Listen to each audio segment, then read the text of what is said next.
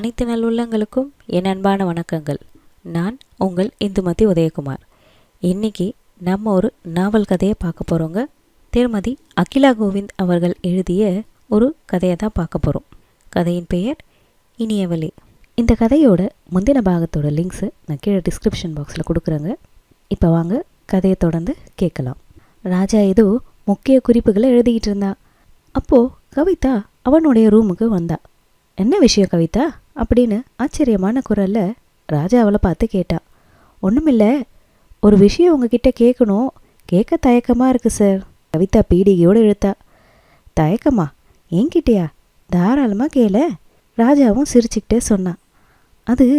அது வந்து இந்த வந்து போயெல்லாம் வேண்டாம், நேரடியாக விஷயத்துக்கு வா, எனக்கு வேலை இருக்குது கவிதா. அவன் குரலில் உரிமையான மிரட்டல் இருந்துச்சு. நான் ஒன்று கேள்விப்பட்டேன். என்ன கேள்விப்பட்ட? காதல் பற்றி தான். தயக்கமாக கவிதா இழுத்தா. அவள் காதல்னதும் சடக்குன்னு மின்சாரம் பாஞ்ச மாதிரி ராஜா நிமிர்ந்து பார்த்தான். கண்களை கூர்மையாக்கி அவளை பார்வையால் தொலைத்தான். இது நிஜமா பொய்யான்னு தெரிஞ்சுக்க முடியாதவளா கவிதாவும் தவிச்சா. அதான் வந்துடுச்சே, வார்த்தைகளை முழுசா கொட்டு அப்படின்னு ராஜா மறுபடியும் மிரட்டலோட சொன்னான். அது வேறொன்றும் இல்லை, காதல்னாலே உங்களுக்கு பிடிக்காதாமே, ஆஃபீஸில் யாரும் காதலிக்க கூடாதான். உண்மையா சார்? ஒரே மூச்சில் படபடப்போட முழுசும் கேட்டுட்டு அவனையே ஒத்து பார்த்தா. ஆனால் அவன் முகக்குறிப்பை கவிதாவால் ஆராய முடியல. அவனும் அதற்கு சந்தர்ப்பம் தராமல் இன்னும் அவளை ஒத்து பார்த்தான். அப்படி யார் உனக்கு சொன்னாங்க அப்படின்னு கேட்டான். மைதிலி சார். ராஜா சட்டுன்னு மௌனமாகிட்டான். அவனுடைய கண்கள் மட்டும் அவளையே பார்த்துக்கிட்டு இருந்துச்சு. கவிதாவுக்கு ஒன்றும் புரியல. அவன் டக்குன்னு ஆமாம் இல்லைன்னு பதில் சொல்லுவான்னு நினச்சா. ஆனால் அவன் பாட்டுக்கு மௌனமாக பார்த்துக்கிட்டு இருந்தான். என்ன தான் நினைக்கிறான்? கண்கள் படபடக்க அவனையே பார்த்துட்டு இருந்தான். ராஜா சலனம் இல்லாமல் பார்வையால் அவளை விழுங்கிக்கிட்டு இருந்தான். அவன் மனசில் ஓடுற எண்ணத்தை கவிதாவால் கண்டுபிடிக்க முடியல. அவனோட இந்த மௌனம் அவளை இன்னும் தவிக்க வச்சுது. ராஜா அந்த தவிப்பை ரசித்தவன் போல் அவளை பார்த்து சிரித்தான். உனக்கு அவசியம் உடனடியாக தெரிஞ்சாகணும், அப்படி தானே? அது தெரிஞ்சால் நல்லதுன்னு நினைக்கிறேன். ஆஃபீஸோட கொள்கைன்னு வேற மைத்திலி சொல்லிட்டாளா, அதான் உடனே கேட்டுடலான்னு அப்படின்னு இழுத்தவ தப்பாக இருந்தா மன்னிச்சிடுங்க சார். இல்லை கவிதா, நான் அப்படி மைத்திலி கிட்ட சொன்னது உண்மைதான். அதுக்கான காரணம் தான் தப்பு. வேற ஒரு தற்காப்பு காரணமாக தான் அதை நான் அவகிட்ட சொல்லி வச்சேன். புரியலையே சார்? புரியும்படியே சொல்கிறேன். வேலைக்கு வர பெண்கள் வந்தோமா, வேலையை பார்த்தோமா, சம்பளத்தை வாங்கினோமான்னு தான் இருக்கணும். அதை விட்டுட்டு அலையிற கேஸ் மாதிரி முதலாளி ஷோக்கா மூக்கும் மொழியுமா இருக்கிறானே, இவனுக்கு காதல் வலை வீசி மயக்கிடலாமேன்னெல்லாம் விஷப்பரிச்சை செஞ்சிடக்கூடாது. அதனால தான் காதல் பிடிக்காதுன்னு பொய்யை சொல்லி என்ன நானே காப்பாற்றிக்கிட்டேன். அது மட்டும் இல்லாமல் ராஜா ஒரு நிமிஷம் நிறுத்திட்டு ஆழமாக அவளை பார்த்தவன் திரும்ப தொடர்ந்தான். அன்னைக்கு மைத்திலிக்கிட்ட இருந்து தப்பிச்சிட்டேன், ஆனால் இன்னைக்கு உன் உருவில் ஆபத்து வரும் போல தெரியுதே, எதுக்கும் நான் ஜாக்கிரதையாக இருக்கணும். ராஜா அவளை விஷமமாக பார்த்துக்கிட்டே இப்படி சொல்ல கோபத்தில் முகம் சிவந்து போனா கவிதா. உன் உருவில் ஆபத்து வரும் போலன்னு தெரியுதே அப்படின்னு ராஜாவோட வார்த்தைகள் கவிதாவை பாடா படுத்திடுச்சு. தன் உள் மனசை அவன் கண்டுபிடிச்சிட்டானோ அப்படின்ற பயம், தன்னை அவ்வளோ கேவலமாக நினைச்சிட்டாளேன்ற கோபமும் அன்னைக்கு முழுசும் அவளை தூங்க விடாமல் யோசிக்க வச்சுது. ராஜா அப்படி கேட்டதும் கவிதா ஒரு நிமிஷம் அவமானத்தில் அதுன்னு தான் போனான். அவன் அதுக்கு மேலே ஒன்றுமே பேசலை. ஆனாலும் பேசாமையே இருக்க முடியல. பொங்கி வந்த கோபத்தோட உதடுகள் துடிக்க அந்த ரூமை விட்டு வெளியே வந்தா. ராஜாவும் அவளை தடுத்து நிறுத்தலை. அவன் கோவப்பட்டு தான் வெளியில் போகிறான்னு தெரிஞ்சும் அப்படியே விட்டுட்டான். அதோட கவிதாவுக்கு ராஜா பேச்சில் அலையிற கேஸுன்னு சொன்னது பயங்கர கோபத்தை உண்டு பண்ணுச்சு. நான் என்ன அலையிற கேஸா? என்னையும் அந்த அலையிற கேஸ் லிஸ்ட்டில் தான் இவன் வச்சுருக்கானோ? அப்படி என்ன ஒரு திமிர் இவனுக்கு? அதை நினைக்கும் போதே அவளுக்கு கோபமாக வந்துச்சு. கூடவே நம்ம அப்படி காதல் பற்றி கேட்டது தப்பு தான். எதுவாக இருந்தால் என்ன, நான் உண்டு என் வேலை உண்டுன்னு இருந்தால் ஒரு பிரச்சனையும் வராதே. இப்படி வீணா தேவையில்லாத வார்த்தைகளை கேட்குறத தவிர்த்துருக்கலாமே. எவ்வளோ பெரிய தப்பு பண்ணிட்டோம் அப்படின்னு தன்னைத்தானே கடிஞ்சிக்கிட்டா. மனசளவில் இனி வீணா வம்பு தும்புகளுக்கெல்லாம் இடம் கொடுக்காம வேலையை முழு கவனத்தோட செய்து முடிக்கிறதுல மட்டும் கவனம் வச்சுக்கணும்னு உறுதி எடுத்துக்கிட்டா. கவிதா தான் எடுத்துக்கிட்ட உறுதியை அடுத்த நாளே செயல்படுத்தவும் ஆரம்பித்தா. தன்னோட வேலைகளை கண்ணும் கருத்துமா கவனிக்க ஆரம்பித்தா. அவளுக்கு அந்த வாரம் முழுசும் ஆஃபீஸில் அவளுடைய வேலைகளே அதிகமாக இருந்துச்சு. அவங்க ஏஜெண்ட்டாக வேலை பார்க்குற மல்டிநேஷ்னல் கம்பெனிக்கு சொந்தமான 3-4 கப்பல்கள் சேர்ந்த மாதிரி துறைமுகத்துக்கு வந்துடுச்சு. 4 கப்பல்லையும் அன்லோடிங் நடந்துட்டு இருந்துச்சு. நிறைய கண்டெய்னர்களை வெளியே இறக்கி உடனடியாக முக்கிய சரக்குகளை டெலிவரி செய்ய வேண்டிய நெருக்கடியான நிலை கூட ஏற்பட்டுச்சு. ராஜா ஏறக்குரிய பம்பரமாக தான் சுழண்டுட்டு இருந்தான். ஏகப்பட்ட ஃபோன் கால்கள், நொடிக்கு ஒரு தரம் ஃபேக்ஸுகள் எல்லாத்தையும் கொஞ்சம் கொஞ்சமாக பதட்டப்படாமல் அதே நேரம் வேலையில் துரிதமும் காட்டினான்.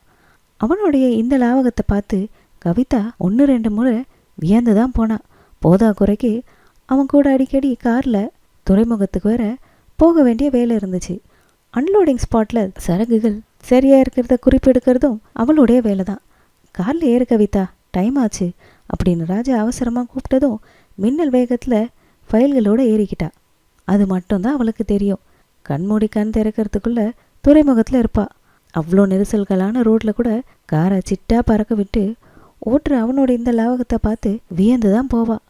அந்த பளபளப்பான சுருள் முடியும் அவனோட குழி விடுற அழகான கண்ணமும் அவளை ரொம்பவும் ரசிக்க வச்சுது. 1-2 சமயங்களில் அவளை அடக்க முடியாமல் அவளுக்கு கிள்ளி பார்க்க கூட தோணும். அப்படி கிள்ளி பார்த்தா ராஜா என்ன செய்வான் அப்படின்னு நினைப்பா.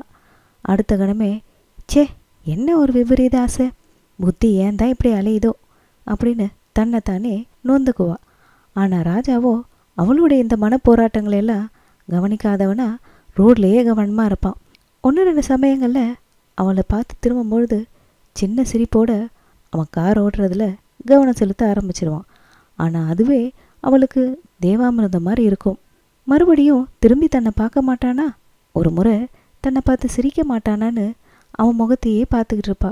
எப்போ ஒரு சமயம் ராஜா திரும்புவான். அவன் தன்னையே மெச்சக்கண் மாறாமல் பார்க்கறத கண்டுபிடிக்கும்போது சட்டென்னு கேள்வி கேட்குற மாதிரி என்னன்னு புருவத்தை உயர்த்தி கேட்பான். அப்போது கவிதா முகபாவனையை மாற்றிடுவா. ஏதோ ஒரு உப்பு சப்பு இல்லாத கேள்வியை கேட்டு வைப்பா. ராஜாவும் முகம் சொல்லிக்காமல் பதில் சொல்லிக்கிட்டே வந்தான். மறுபடியும் ஒரு புன்முறுவல், ஒரு சிரிப்பு, அவ்வளோதான்.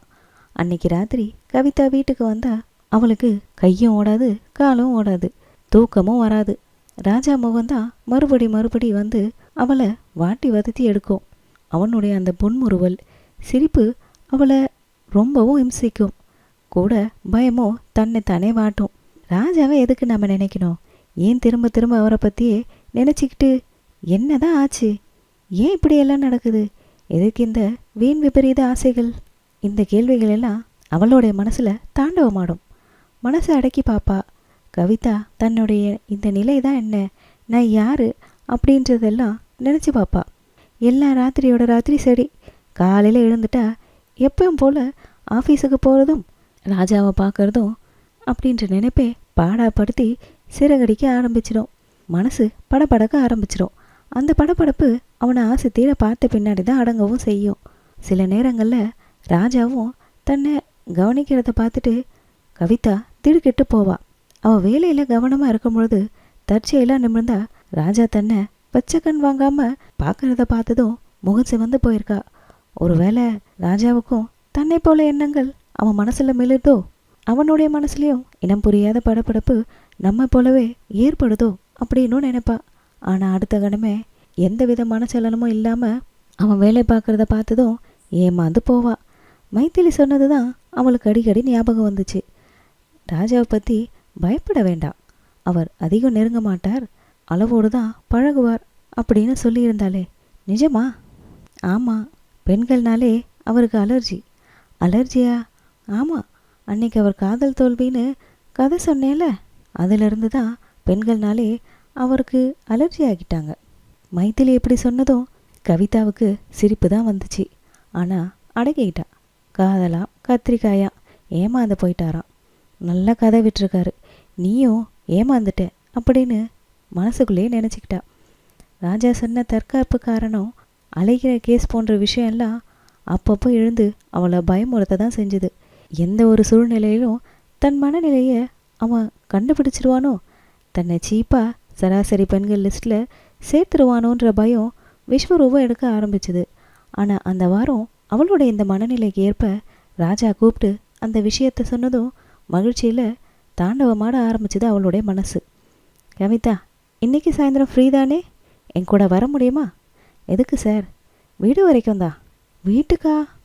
ஆமாம், வீட்டில் அம்மா கிட்ட உன்னை பற்றி சொல்லியிருந்தேன். அம்மாவுக்கு உன்னை பார்க்கணுன்னு ஆசை வந்துருச்சு. ஒரு நாள் வீட்டுக்கு கூட்டிகிட்டு வாயேண்டான்னு சொன்னாங்க. அதான் கேட்டேன், வரியா? வரேன் சார். காது மடல்கள் அதிர சின்ன குழந்தைங்களுக்கு ஐஸ்கிரீம் கிடைச்சது மாதிரி உற்சாகமாக தலையாட்டினா கவிதா. வரேன் சார்னு ராஜா கிட்ட சொன்னது தான். ஆனால் கவிதாவுக்கு இருப்பு கொள்ளலை. உற்சாகம் சந்தோஷமாக பேரிட ஆரம்பிச்சது. அப்படியே மேலேயும் கீழேயும் குதிக்க உடம்பே ஆடுற மாதிரி உணர்ந்தா. ராஜா வீட்டுக்கு கூப்பிடுறானே, அவங்க அம்மா வேற பார்க்கணுன்னு சொல்கிறாங்களாமே, எதுக்காகவா இருக்கும்? தன்னை தானே கேட்டு பார்த்தா. ராஜா சொன்னதெல்லாம் நிஜம்தானோ? நம்மக்கிட்ட தான் பேசினாரா? உண்மையிலேயே நம்மளை வீட்டுக்கு தான் கூப்பிட்டாரான்னு நினச்சி இது உண்மைதானு தன்னையே கிள்ளி பார்த்துக்கிட்டா. அவளுடைய கண்கள் அவளையும் அறியாமல் கடிகாரத்தை நொடிக்கு ஒரு தரம் பார்த்துக்கிட்டே இருந்துச்சு. மணி 5 ஆனது தான் தாமதம். ராஜாவோட கிளம்ப வேண்டியதான். உதடுகள் முணுமுணுக்க கவிதா சொல்லி பார்த்துக்கிட்டா. மணி 5 ஆச்சு. அவன் நினைப்பு போலவே எல்லாம் நடந்தது. ராஜா பொன்முறுவலோட ரூமை விட்டு வெளியே வந்ததும் கிளம்பலாமா அப்படின்னு கேட்டதும் உள்ளந்துள்ள கவிதாவும் கிளம்பினா. காரை வெளியே எடுத்ததும் கவிதா காரில் உட்காந்துக்கிட்டா. காரை வேகமாக ஓட்டிக்கிட்டு இருந்தவன் திடீர்னு பிரேக்கை பிடிச்சு அழுத்தினான். கவிதா ஒரு முக்கியமான விஷயம்னு சொன்னான். என்ன? ஒரு கண்டிஷன். கண்டிஷனா? ஆமாம், வீட்டில் அம்மா கிட்ட பார்த்து பேசி முடிச்சிட்ட பின்னாடி திரும்ப உன்னை காரில் நானே கூட்டிகிட்டு வந்து ட்ராப் பண்ணிடுவேன். அதுதான் கண்டிஷன். ஆமாம், அப்படி சொன்னதும் அவன் என்னவோ ஏதோ சொல்ல போகிறான்னு பயந்தவ இப்படி கேட்டதும் தன்னை மறந்து சிரிக்க ஆரம்பிச்சிட்டா. வேகமாகவும் தலையாட்டினா.